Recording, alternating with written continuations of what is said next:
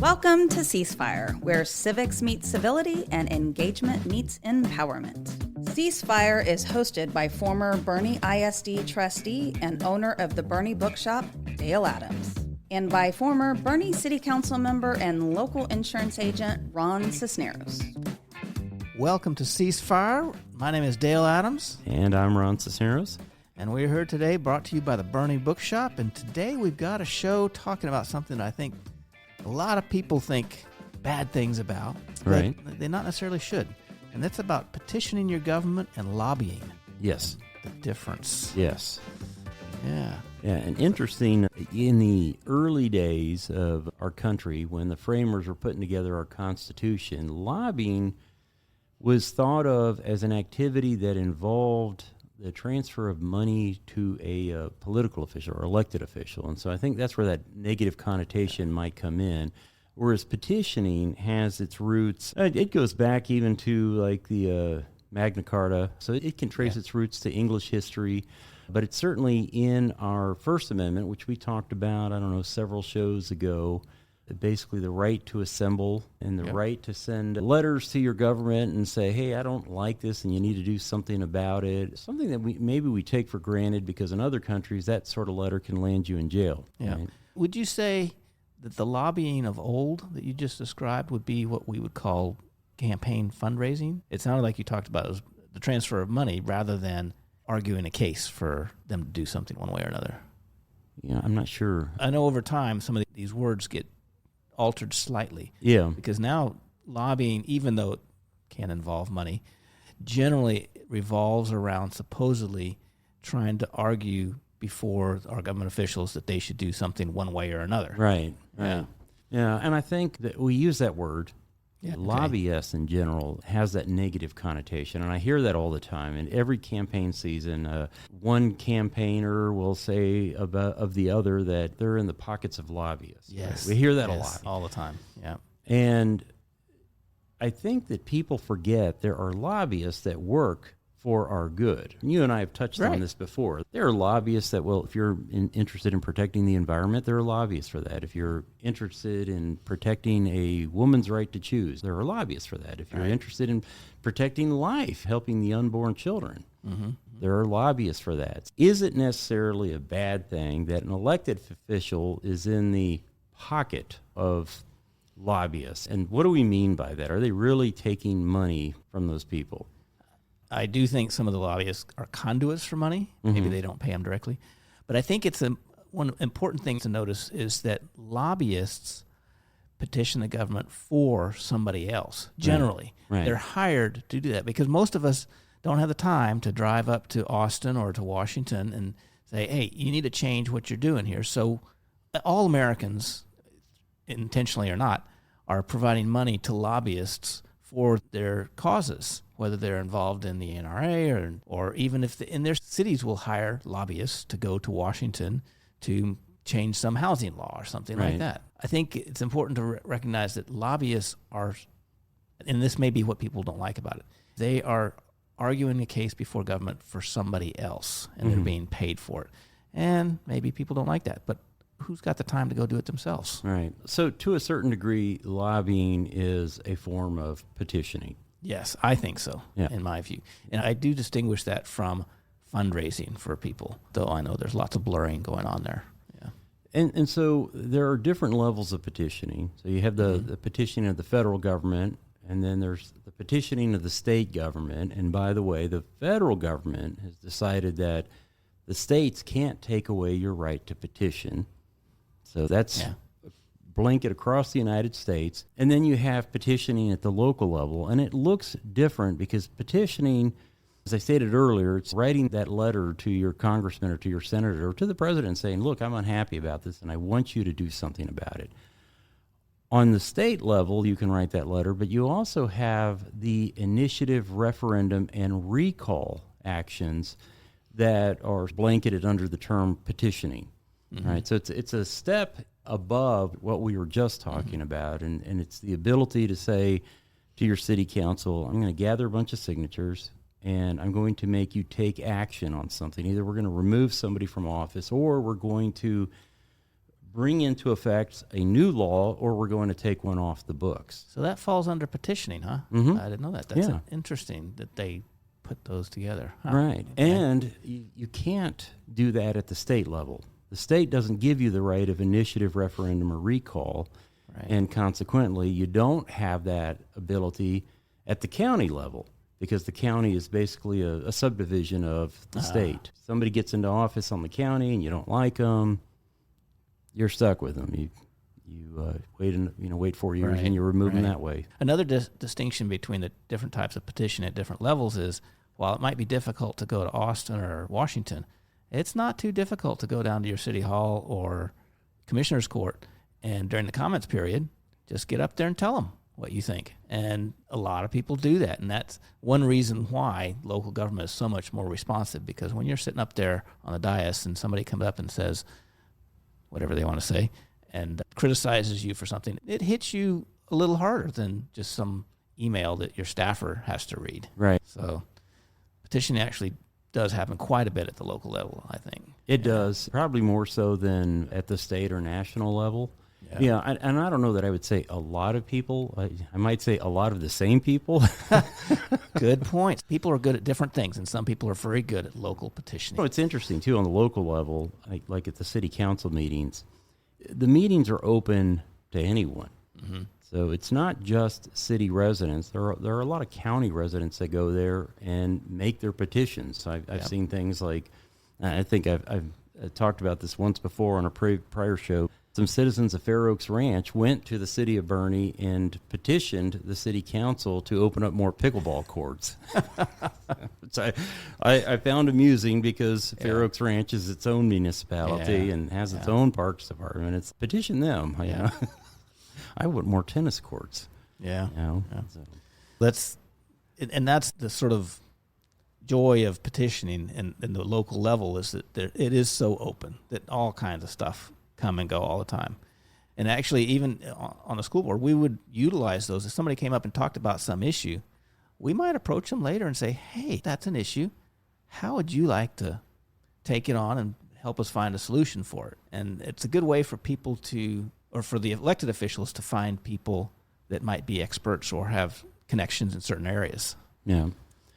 So petition, I think, could have that negative connotation that lobbying has. It might sound like a bunch of unruly citizens, but in like the example that you just used, it's an example that shows how you could be an active and positive participant in change. Mm-hmm. Now, generally, elected people, I shouldn't say generally, I say there's a lot of that don't want to hear from anybody. They've got a lot on their plate, and they're like, you know what, I just don't have time for this, because it can be a slightly confrontational process, not always. And actually, I'd say usually not. But when they are confrontational, then it's just a downer. Yeah. Like, oh man, today was a bad day. Somebody came and complained about, I don't know, somebody. I'm like, I don't want to name anybody.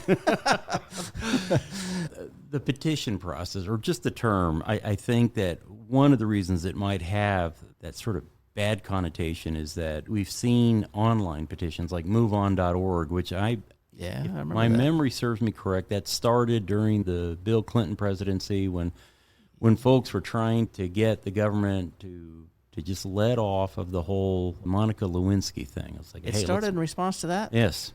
Way back then.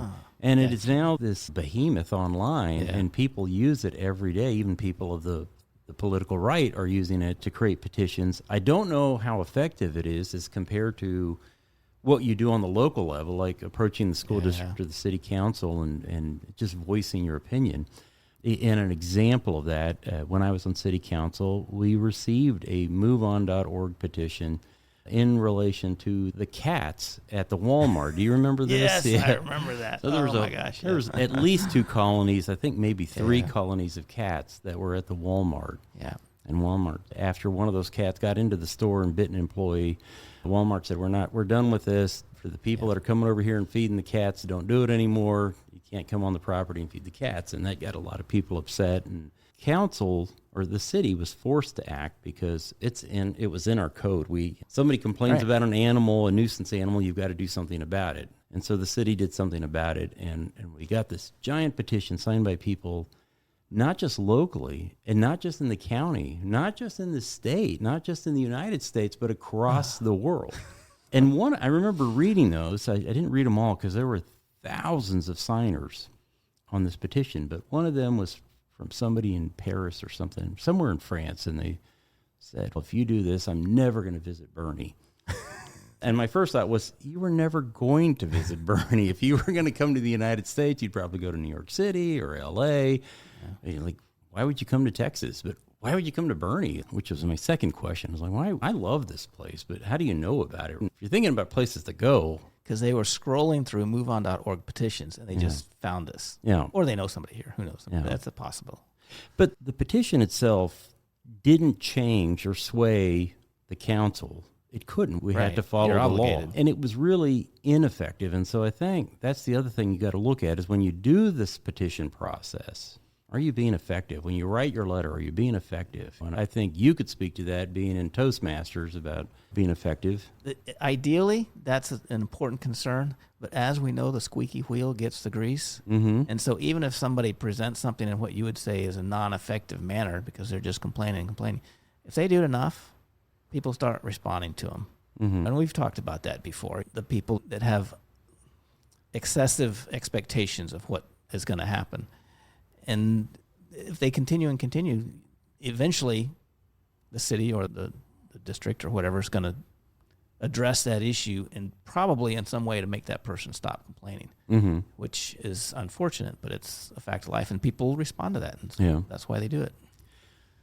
And I think that should be a warning, too, especially on the local level to our citizens, that if you're not engaged, somebody else is, and they're speaking on your behalf because that squeaky wheel is getting the grease. Right. And I often wonder if some of the legislation that we have in the city is because the same 30 or 40 people are going to city council meetings and demanding that something change or something happen, and meanwhile, 20,000 people in the city that are asleep at the wheel. And that absolutely happens. In the school district, now I don't want to pick on anybody here, but I'm going to bring up the sports. And you will find that we have the sports of the parents that come most often and talk to the district and say, we need this. For years and years, they talked about a swimming pool. And we finally built one, and there's a polo team, and it's great. And because they also use it for teaching swimming to students, which I think is awesome. But it took those focused parents, and not very many of them, a long time, but they did it. But most people didn't care. And if you look at what most people want out of their athletics in the school district, it may not be something related to swimming pools, simply because they're expensive. Yeah. But if you want your issue to be addressed, you need to be aware of who's speaking for you. Right. Yeah, that's a great point. After my last child graduated from Champion, I really stopped paying attention to what was happening at the school district. Shame on me, but I did. I just wasn't as concerned anymore about what the everyday events that happen there. It's not part of your daily interactions. Yeah. The city is more so because you're driving through the city. You're interacting with the city all the time. Yeah. But once the kids are out, people tend to not pay as much attention to schools. That makes me think about the Boerne Gateway. We've already brought that up a few times. We need to keep doing that. But I wonder how much, and I thought about this when I was on council, how many people were really against it, because I saw a lot of the same faces, heard the same names, but there are so many people in the city, and I don't really know what's going on inside of their head. And that was always the trouble with being a councilman, is that you saw the same people, and I'm not trying to diminish their voices, but there are a group of people that go to every city council meeting. It's almost like some people follow NFL teams. These people go to city council meetings, and that's great.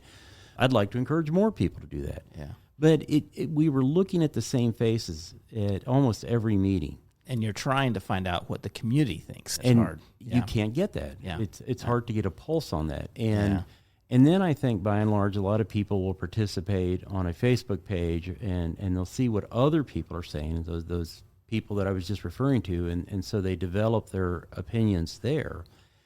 And not that's bad, but I don't think it gives you a true pulse of what's really happening. And I think that's how, on a national level, we end up with some of the elected officials that we have. I don't think that, Yes. not to be ugly, but I don't know that AOC would be AOC if it weren't for those people that participate.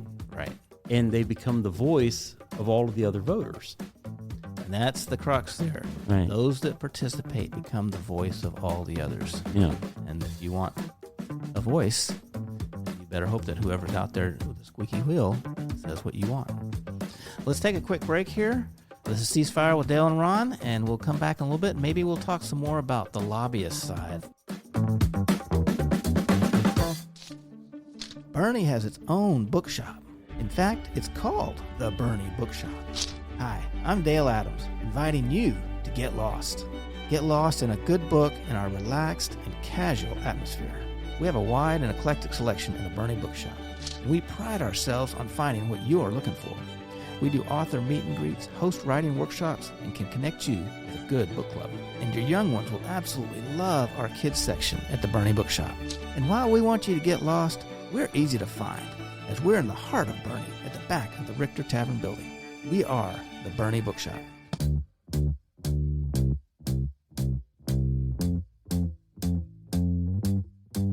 Welcome back to Ceasefire with Dale and Ron, brought to you by the Boerne Bookshop. And I think I'll start this discussion off. We're going to talk a little bit more about the lobbyists as opposed to the petitioning process.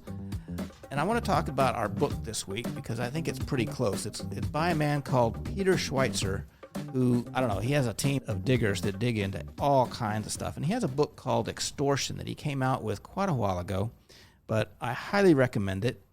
And his case is that there's a difference between bribery and extortion. They're different sides of the same coin where somebody is paying the government something. And whereas we always think of bribery where somebody goes up and says, here, I'm going to give you some money, you do what I say. His point is that it's actually more the reverse. It's the government elected official going to the person saying, give me some money or I won't do what you want done. And that's extortion. And it's a subtle difference, almost semantic, but the repercussions are incredible because he says that the politicians are specifically not addressing issues so that they can get money from people. And I'll bring up a hot topic, abortion. People are adamant about both sides, but if people talked about it and came to a conclusion, that issue might go away if people could agree on some process for that issue. Unfortunately, the politicians don't want that because they get a huge amount of their fundraising from people on one side or the other. Same with gun rights. Those issues are almost geared over the last 50 years to raise money by making sure we never get to a solution that the American people can accept. And so it's a great book. We got at the Boerne Bookshop, and I recommend it for anybody who's interested in the difference between government people extorting money and lobbyists bribing people. So let's go back to lobbyists. Everybody seems to hate them. Everybody uses them, whether they know it or not. That's true. Yeah. Okay, so let's talk a little bit about the process of a lobbyist. Okay. So we like to talk about, they go there and they buy politicians. We don't have slavery in America, so you can't actually buy a person. And sometimes I get tired of the semantics and the name calling. So I think we should define some things. So they go there and they have money and they have a lot of books and talking points and they talk to people. That's really all they do. Now, they may take somebody out to dinner. Mm-hmm. They may take somebody out to the rodeo to entertain them. They may take them on a vacation somewhere. And we have a lot of laws about what they can and can't do and how that gets reported. Now, I actually don't know too much about those laws because nobody ever wined and dined me when I was on the board. Did anybody wine and dine you? No. No? Okay. I guess they just don't do that at the local level. But they do that at the upper level. And maybe that's what people dislike so much is the wining and dining process, not so much the discussion process. I don't know. What do you think about that? Yeah, I think in our minds when we think about a lobbyist, particularly one in D.C., we think of some guy that's in a slick suit, and he's meeting with a congressman or a senator, and he's taking him to a lavish dinner somewhere and plying him with alcohol. and then maybe filling his campaign account with unlimited funds, right? Yeah. But oftentimes, what it is some guy that's representing pro-choice or pro-life movement, or he's an advocate for gun rights or wants gun control laws, and they're meeting with an aide that represents the congressman, right? Yeah. And that aide might get a cup of coffee or a sandwich and a bag of chips. On the local level, what it looks like is a citizen calls me to talk to me about something that's in front of the council, and we go have a cup of coffee at Starbucks. That's whining and dining at the local level, right? So, or maybe you step up and you have a sandwich somewhere, but and that is lobbying. Yeah, you know, that is lobbying in its purest and simplest form. Yeah, right. Yeah, but we have this idea in our minds that it's this really complex thing, and it's this amazing machine of people going out there and spreading money out and turning these politicians into corrupt people. Yeah. And I just don't think that plays out. I mean, there are certainly people like Senator Menendez, right? Yeah. But I think overall it's not what you think. Yeah. But and that brings into the next step is that where does the money flow?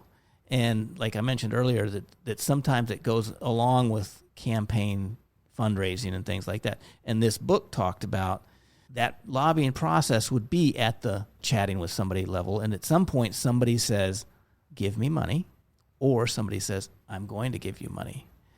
And that's when you start transitioning from lobbying to fundraising. And I haven't done all my homework, so I don't know actually the laws about that, but I suspect if you could find a way to separate that, it would work. But I don't think we'll ever get laws like that because, as this book says, it's the politician saying, give me money, and that's where the ball starts rolling downhill, in my viewpoint. And if I give money to a politician that shares some of my values, is that the same thing? No, because bribery or extortion, either one, whichever one you're talking about, refers to giving money for a specific action. Mm-hmm. So if you're giving a politician that is pro-gun, then you're giving a politician that's pro-gun. If you are paying them money to vote a certain way, you're specifically saying this money is yours if you vote this way on an issue, that could be considered bribing. But if it's a pro-gun person already, then you don't even have to say that. Right. And so really it's just a gift or campaign contribution to them. Where it comes into play is if somebody doesn't really care which way they vote and you give them money to make them vote one way or another, I would say that could be bribery. And honestly, if you look at the politicians, a lot of them are happy to vote both ways depending on who gives them the money. And that's where the extortion side comes in. Yeah. They say, I will vote this way if you give me the money. What's interesting is I talked about earlier in the first segment about how we hear a lot about campaign funds and whatnot during an election season. Yeah. And we think of it negatively, but how many times do we pick a candidate because we know that they're pro-gun, and we know they're pro-gun because they're getting money from the NRA, or vice versa, right? That's a signal to us, yes, of these people support that person. That probably means their values are aligned to mine. Yeah. Not always true, but we use those signals to help us decide who we like. Yeah. Yeah. Now, another interesting conversation that could go on for another 15 or 20 minutes, but I think it's time to wrap this up. Hey, folks, if you like what you hear on the show and you want to get some more of it, Dale and I would like to invite you to Whiskey and Wisdom, a new book club that started late last year, and we meet every other month. And that would be the third Thursday of April, June, August, October, and December. Please join us. We're going to have an assortment of whiskeys there and a great conversation about a very interesting book. Hope to see you there. Okay, thank you for listening to Ceasefire, and get out there and do some petitioning if you can. And if you missed any of this or any of our other episodes, you can always listen to them on BoerneRadio.com. And we will see you next week. Boerne has its own bookshop. In fact, it's called the Boerne Bookshop. Hi, I'm Dale Adams, inviting you to get lost. Get lost in a good book in our relaxed and casual atmosphere. We have a wide and eclectic selection in the Boerne Bookshop. We pride ourselves on finding what you are looking for. We do author meet and greets, host writing workshops, and can connect you with a good book club. And your young ones will absolutely love our kids section at the Boerne Bookshop. And while we want you to get lost, we're easy to find, as we're in the heart of Boerne at the back of the Richter Tavern building. We are the Boerne Bookshop.